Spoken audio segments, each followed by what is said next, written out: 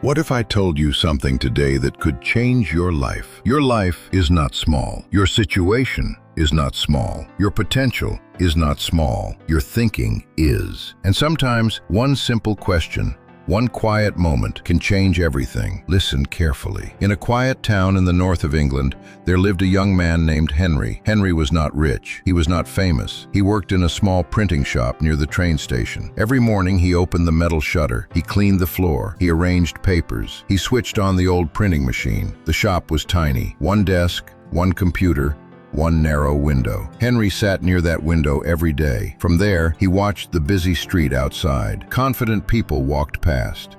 Business owners opened big stores. Students laughed and talked about their dreams. Henry watched silently, and inside, a voice whispered, "This life is not for you." Henry once had dreams. He loved design. He loved creating posters and logos. He dreamed of seeing his work on big billboards one day. But life became hard. His father lost his job. His mother needed medical care. Henry had to leave university and work full-time to support his family. Slowly, his dreams became quiet. Every time he thought about trying again, fear spoke louder. What if I fail? What if people laugh? What if I lose everything? So he chose safety.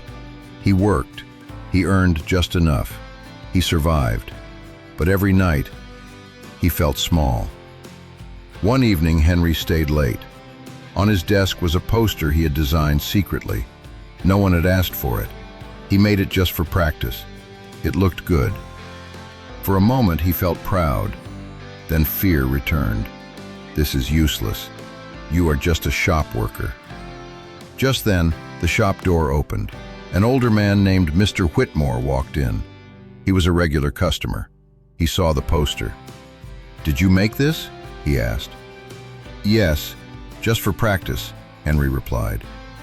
Mr. Whitmore looked at him and asked a simple question.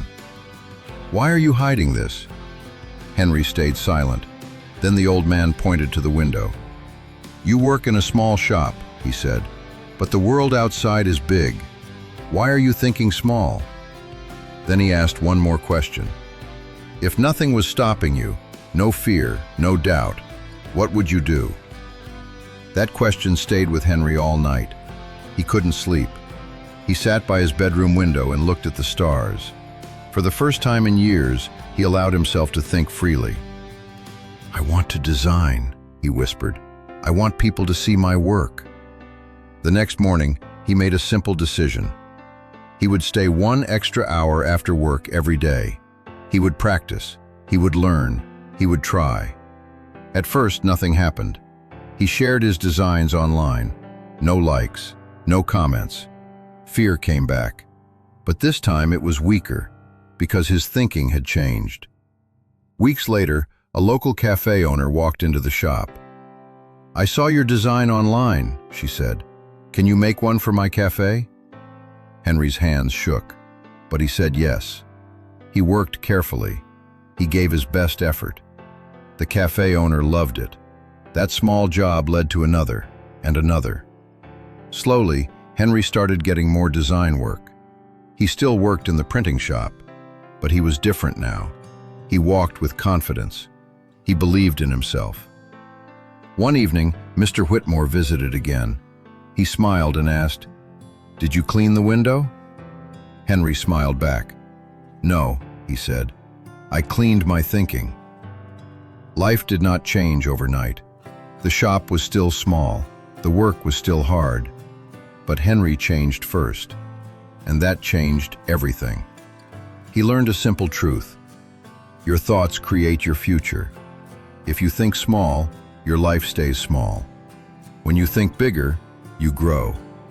Not quickly, not easily, but surely. This story is not just about Henry. It is about you. Ask yourself today, am I thinking small because of fear? Or am I brave enough to think bigger? Remember, when thinking changes, life changes. If this story inspired you, like this video, share it with someone who needs it, and subscribe for more powerful stories. and comment below, "I will think bigger," because your life is not small, only your thinking is.